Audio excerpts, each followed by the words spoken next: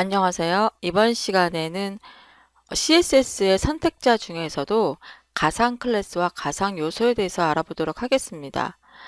연결 선택자나 속성 선택자 같은 경우에는 그 속성 값이나 연결 선택자에 들어가는 태그 스타일 뭐 이런 것들이 다 마크업 안에 포함되어 있어요. 그러니까 직접 우리가 눈으로 확인하고 이 부분에 사용된 선택자와 다른 선택자를 합쳐서 어떤 요소를 지정을 하거나 속성 값을 체크를 하거나 그렇게 해서 특정 요소를 찾아갈 수가 있었는데, 가상 클래스하고 가상 요소는 말 그대로 가상이에요. 마크업상에 드러나지 않습니다. 사용자의 동작이라든지 아니면 어떤 상태 또는 위치, 이런 마크업상에는 없게 명시되어 있지 않지만 우리가 하나씩 따져서 지정할 수 있는 선택자들입니다. 우선 사용자 동작에 반응하는 가상 클래스를 먼저 알아보도록 할게요. 이 동작은 사용자들이 동작을 하는 게 가장 많은 게 뭐죠? 클릭이죠.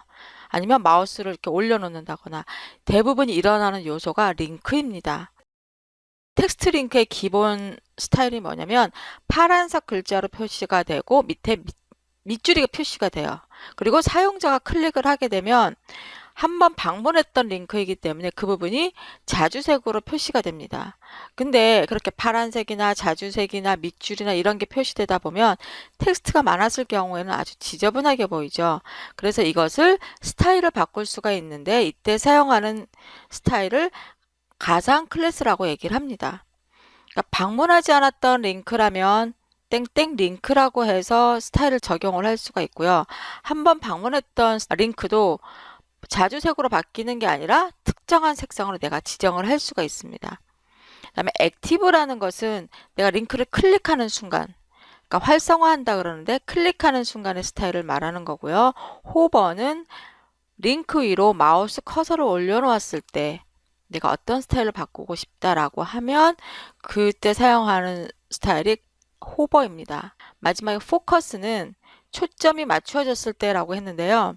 이것은 마우스 동작이라기보다는 탭을 누를 때마다 링크가 이렇게 이동이 돼가요. 그랬을 경우에 현재 내가 지금 어디까지 와 있는지, 어느 링크를 선택하고 있는 건지를 눈에 쉽게 드러내 보여주기 위해서 뭐 점선을 표시한다거나 아니면은 그 부분만 특정하게 다르게 스타일을 지정을 해서 내가 탭을 더 눌러야 될지 아니면 뒤로 탭을 돌아가야 할지가 결정이 되기 때문에 이때 사용하는 스타일이 포커스예요. 다음에 살펴볼 가상 클래스는요. 인풋 폼에서 특정한 상태에 따라서 나눠집니다. 그러니까 내가 텍스트 입력 창이 있는데 그 부분에 원래는 입력을 할 수가 있었어요. 근데 어느 순간에 내가 어떤 조건에 따라서 그 부분에 입력을 하지 못하게 하겠다. 그랬을 경우에 사용자가 그 부분 입력하지 못한다는 것을, 그러니까 마우스를 클릭해도 입력이 되지는 않지만 그 부분에 입력할 수 없다는 걸 시각적으로 보여주기 위해서 enabled, disabled 이런 식으로 지정을 해줄 수 있습니다. 그러니까 disabled는 내가 그 입력창에 입력을 할 수 없을 때 이렇게 회색으로 표시를 해서 저기는 뭐 입력이 안 되는 건가 라고 알 수 있게 해주는 거고요. enabled는 이 부분을 사용할 수 있어 라고 해서 그 부분을 뭐 도드라지게 한다거나 뭔가 다르게 스타일을 지정할 수가 있는 거죠. 그다음에 checked는 라디오 박스나 체크박스, 그러니까 라디오 박스나 체크박스는 여러 항목 중에서 선택을 하는 것이기 때문에 특정 항목을 선택했을 때 스타일을 지정을 하는 거예요. 그러니까 자바스크립트를 이용을 해서 뭐 어느 항목이 선택되었을 때 어떻게 해라라고 하는 게 아니라 checked라는 가상 클래스만 이용을 하면 그 부분의 스타일을 바꿀 수가 있습니다. 예를 한번 보도록 할게요. 인풋에서 인풋 항목에서 체크드, 그러니까 특정 그 항목이 체크드 선택이 된다면 플러스가 뭐였죠? 인접 형제 선택자였어요. 그러니까 첫 번째 오는 스팬에 글자색을 파란색으로 바꿔달라는 거예요. 이게 인풋 항목에 라디오 박스가 3개가 있습니다. 3개 중에서 특정 항목을 선택을 했어요. 자, 문법이라는 항목을 내가 딱 클릭을 해서 선택을 했습니다. 그럼 이 인풋 있는 항목이 선택이 된 거죠. 체크되었을 때 그 다음에 오는 스팬이 어디죠? 이 문법이라고 되어 있는 이 텍스트 부분이에요. 스팬 항목의 색상을 파란색으로 바꿔라. 그래서 딱 클릭을 하면 이 문법이라는 글자가 파란색으로 바뀝니다. 그러니까 선택하는 사람도 내가 이것을 선택했구나라고 눈으로 시각적으로 딱 느낄 수가 있는 거죠. 이렇게 사용하는 것이 체크드라는 가상 클래스입니다. 이번에는 이제 문서 구조에 따라서 가상 클래스를 만들어 보는 건데요. nth child하고 nth last child예요. 그러니까 nth는 몇 번째, child, 자식 요소. 그러니까 뭐 두 번째 자식 요소, 세 번째 자식 요소 이렇게 지정을 할 수가 있는 거고 nth last child는 뒤에서부터 세는 거예요. 뒤에서부터 몇 번째라고 지정을 하는 거죠. 자, 여기 보시면 p 땡땡 nth child 3 그러면 세 번째 자식 요소인 p를 말하는 거예요.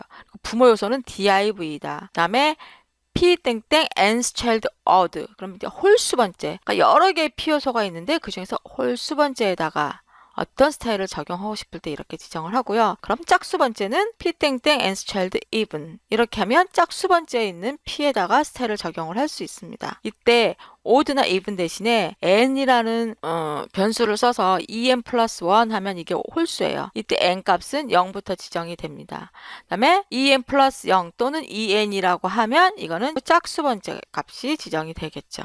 자, 한번 예를 보도록 할게요. 자, 지금 여기 예제에는 표가 그려져 있습니다. 표가 그려져 있고 여러 개의 항목이 있어요. 근데 나는 홀수 번째의 열에만, 그러니까 홀수 번째 셀에만 색상을 연한 회색을 넣고 싶다. 그러면은 tr nth child 홀수 번째 odd라고 하든지 en 플러스 1이라고 하든지 상관없겠죠? 이때 백그라운드를 라이트 그레이, 그러니까 연한 회색으로 넣고 싶다는 얘기예요. 자, 보시면은요. 1, 3, 5, 7, 9 이런 식으로 한 칸 하나씩 계속 배경색이 들어가 있는 것을 볼 수가 있습니다. 네, 이번에는 nth of type이에요. 아까는 nth child였는데 이번 nth of type입니다. 그 유형 몇 번째.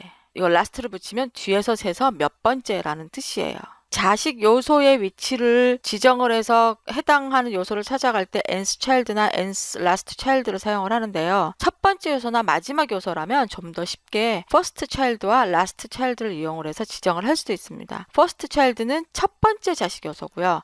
last child는 마지막 자식 요소에다가 스타일을 적용을 하는 거예요. 그러니까 우리가 내비게이션을 만드는데 원래 기본대로 하게 되면 전체 직사각형으로 표시가 되잖아요. 이것을 첫 번째 자식 요소하고 마지막 자식 요소를 둥글게 처리를 하고 싶다 이랬을 때는 클래스가 내비이기 때문에 점 내비라는 요소에 li들 중에서 first child, 그러니까 li가 뭐냐면 요소의 각 항목이잖아요. 결국 첫 번째 항목에는 탑 레프트와 바텀 레프트를 둥글게 처리를 하고, 그다음에 점 내비라는 요소 하위에 있는 li들 중에서 마지막 요소에는 last child에는 탑 라이트하고 바텀 라이트 부분을 둥글게 처리를 해달라. 그랬을 경우에 이렇게 첫 번째 요소와 마지막 요소에 둥근 라운딩 처리를 할 수 있게 됩니다. 물론 이것을 다 따져가지고 nth child 뭐 첫 번째, nth last child 첫 번째 이런 식으로 지정을 해도 되고요.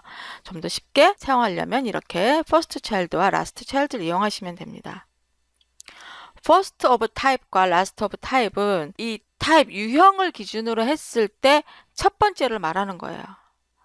그리고 last of type은 이 유형을 기준으로 했을 때 마지막 부분, 그랬을 경우에 스타일을 적용을 하고요. only child하고 only type은 child라는 이름이 들어가면 항상 부모 요소를 기준으로 한다 그랬죠. 부모 요소에 자식이 하나밖에 없을 때 그때 적용하는 스타일이고요. only of type은 이 유형을 기준으로 해서 그 요소가 하나뿐일 때 지정하는 것입니다. P only child라는 것은 자식 요소가 오직 P밖에 없을 때, 그러니까 부모가 봤을 때 얘가 외동인 거예요. 다른 요소가 하나도 없고 P만 있을 때를 말하는 거고요. only of type은 다른 자식 요소가 있어도 되는데 P 타입이 P 유형이 하나밖에 없을 때, only 하나일 경우에 지정하는 스타일입니다.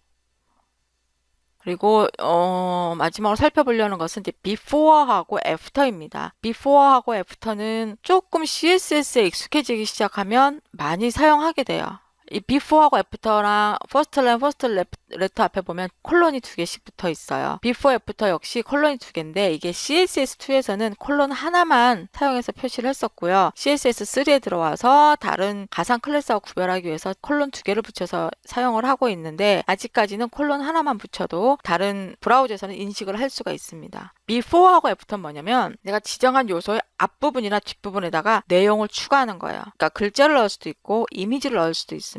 그러면 아까 속성 선택자에서 그 앞에다가 값을 뭐 넣거나 이미지를 붙이거나 아이콘을 붙이는 거하고 무슨 차이가 있을까요? 그러니까 그러니까 속성 선택자나 다른 선택자를 이용을 해서 글자나 그림을 넣게 되면 그 부분은 DOM이라고 하는 문서 구조 안에 그냥 포함이 됩니다. 그래서 자바스크립트나 이런 걸 이용해서 접근을 할 수도 있고 수정을 할 수도 있어요. 근데 before나 after는 가상 요소예요. 실제로 문서 안에 존재하는 게 아니라 화면상에 표현을 해주기 위한 것입니다. 이것은 DOM에 들어가지가 않아요. 그러니까 단순히 그 조건에 맞춰서 그 앞에다 디스플레이만 하는 거죠. 그 디스플레이된 요소는 나중에 뭐 자바스크립트나 이런 걸 이용해서 그 요소를 접근할 수가 없습니다.